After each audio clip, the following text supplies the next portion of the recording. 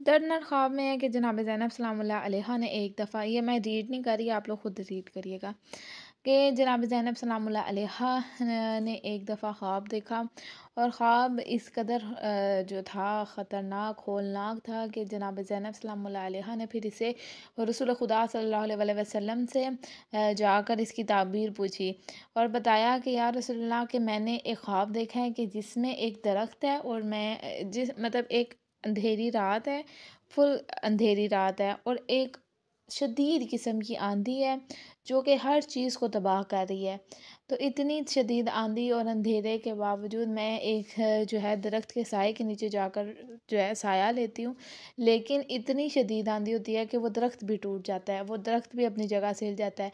फिर वो कहते हैं मैं उसकी एक फिर क्या होता है कि एक टहनी के नीचे जो कि होती है उसके नीचे जाकर पनाह लेती हूँ, फिर वो भी इतनी शदीद आंधी आती है कि वो भी टूट जाती है।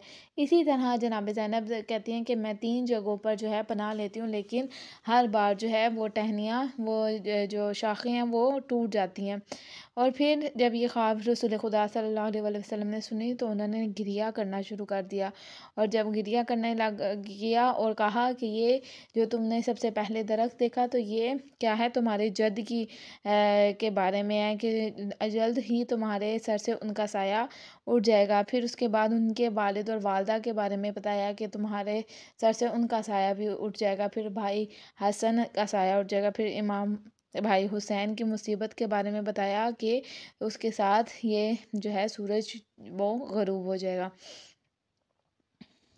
ये तमाम चीज़ें फिर जो है ये वाक़यात हुए और ये बातें हुई। ये मैं एक हमें विलादत का था, लेकिन इसमें मैं इसलिए ये तमाम चीज़ें आपको बता रही हूँ तो क्योंकि बहुत कम आगाही होती है इन चीज़ों के बारे में।